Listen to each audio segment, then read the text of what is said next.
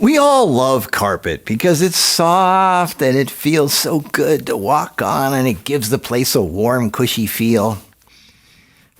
It's also a huge reason so many people are having breathing problems and getting really, really sick. It isn't just a feel-good cushion. It's a 3,000 square foot dust pile of mold and filth. Old carpeting is one of the most common hidden reservoirs for mold and microbial growth, especially in older homes, and vacuuming does not get rid of it. In fact, it can just spread it around and make it worse. Carpet is the perfect mold habitat because it traps moisture from humidity and spills and air conditioner condensation and pets and damp, sweaty feet. Ew. Your fuzzy carpet fibers are woven into a mesh, which is like a barrier with holes. And once dust and dirt and nasty stuff makes it through that mesh, no amount of vacuuming will ever get it out again. You'll be shocked at what's accumulated under here. Carpet backing and pads block evaporation, so moisture stays trapped for long periods. And what does moisture create? That's right. Mold. Now, mold also needs food, and carpets are full of dust and skin cells and pet dander and food particles and soil tracked in from outside, all of which feeds mold and bacteria. Even if mold isn't visibly growing, spores and mycotoxins accumulate. A single square yard of carpet can hold up to about 1 pound of dirt and dust before it even starts to look dirty, and that's just the carpet fibers. Sure, the fibers collect stuff, but the worst area is what's underneath. And eventually, everything falls down through the mesh that holds the fibers and gets pushed through the mesh and accumulates between the mesh and the padding and underneath the padding. And once mold gets in the pad, there's nothing you can do to get it out. No cleaning service can get it out. In fact, what do most cleaning services do? They force water deep into the carpet where the padding underneath soaks it up like a sponge, and it grows mold even faster. By shooting moisture into that mess, you just accelerated the mold like crazy. All carpet cleaning services do is make the carpet fibers on top look cleaner, but that moisture just made things 1,000 times worse underneath. Have you ever pulled carpet up when you're moving? There is literally a 1/4-inch layer of dust, sand, and skin cells under the carpet, plus damp, moldy patches. You can see where the dog and the cat secretly peed, where liquid was spilled at some point.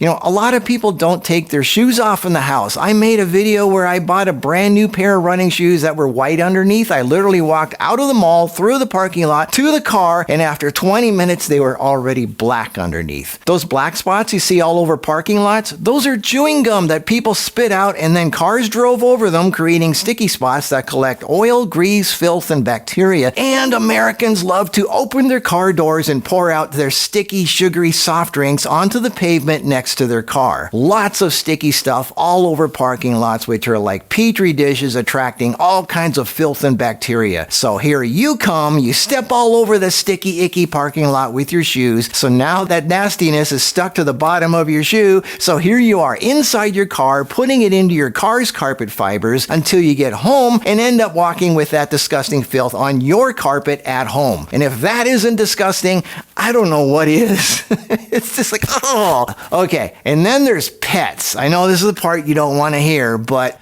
dogs walk around in grass that's been pooped on by every dog in the neighborhood. Talk about bacteria, parasites, and organisms. This gets caught between their toes and rubbed off in your carpet. And your cat poops in a litter box that was pooped in the day before and the day before that, and then kicks its feet around and gets caught between its toes, then it walks it off on the carpet. Cat litter dust with feces residue is trekked all through the house. It settles in the carpet, plus dander and saliva proteins. Pet allergens stay around for years no matter how much you vacuum. In fact, studies by the Environmental Protection Agency show that pet allergens, especially from cats, can stay embedded in carpets long after the animal is gone. Cat allergens are extremely light and sticky and become deeply embedded in carpet fibers and padding. But wait, it gets even better. Forget the pets. Let's talk about those huge 6-foot-tall creatures walking around all the time. Humans shed 40 million skin cells per day. 40 million skin cells into the carpet every day.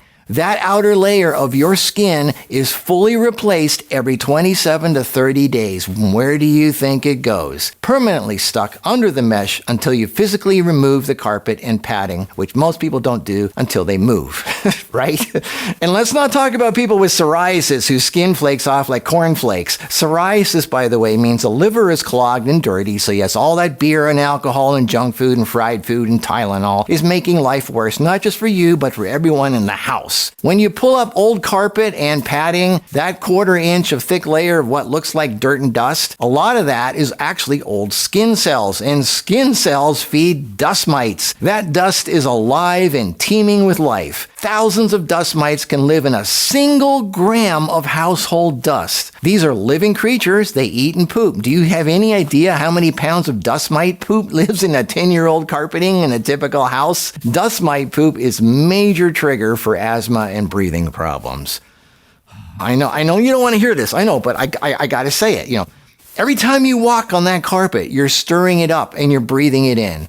Vacuum cleaners are not strong enough to pull stuff up through the carpet mesh. It can't extract stuff out of the padding and what's under the padding. In fact, vacuum cleaners can make things worse because it sucks stuff up higher so it can be released into the air easier, but it will never be able to get out what's underneath the carpet and caught in the mesh. Go to a corner room that you don't see very much and temporarily pull up a few feet of carpet and see what's under there, and you will be shocked. You could rip out your old carpet, clean and sterilize the heck out of your floors, and then put new carpet back in, and yes, you could use the new foam padding with waterproof plastic on each side like this, and yes, you could use low VOC carpeting. It's more expensive, but it's low in VOCs, but it's still synthetic material made in a factory, and it off-gasses into the air heavily for at least the first 6 months, which also lead to respiratory issues. So now instead of mold and bacteria and dander, you're breathing in chemicals. Sure, you could open the windows and blow fans, but then you'd be filling your new carpet with new dust. And I know you're going to say you can't afford it, but really the best thing is to get a couple of high-quality industrial air cleaners like these, which are full of charcoal surrounded by huge HEPA filters, and you run them for about a month. They cost about $1,000 each, but hey, that's the price of doing carpet right. It's either this or respiratory illness, weakened immune system, and all kinds of health issues. And of course, you and your pets will still be spilling all kinds of skin cells and dander and filth into those fibers, which collects and builds up under the mesh, and here we go again. I don't have carpet in areas that we spend a lot of time in. I have it here in the video studio to help absorb sound, and one area of the gray room which we hardly ever walk in. And the area around my editing area where I work most of the day is not carpeted, and most of our house is either hardwood, tile, or marble, including the bedroom and the living room. Okay, so what kind of flooring is the healthiest? Well, obviously hardwood, tile, stone, and polished concrete. But hey, that's not cushy and warm and cozy, right? I know you're upset with me now. I know this is disgusting. I know this is negative and people don't want to hear it, but they want to be in denial. People think if it's out of sight, it's out of mind, right? Look, do you want to be healthy or not? This directly affects your quality of your life and everyone else in the house. Have you ever tried to lift carpeting? It's extremely heavy, even brand new. And if you don't know how heavy carpet is, try and lift a decent sized piece sometime. Now get this, studies have shown that typical carpet can contain up to 4 times its weight in debris over time.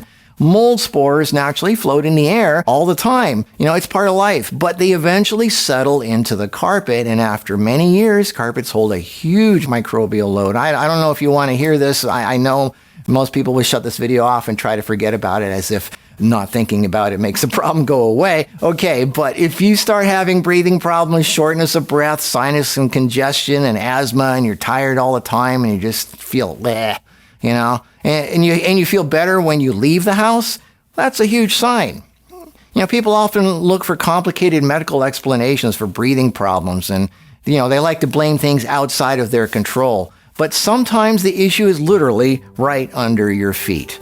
Old carpet can hold decades of dust and mold spores and pet dander and dust mites, and things that can irritate the lungs every single day.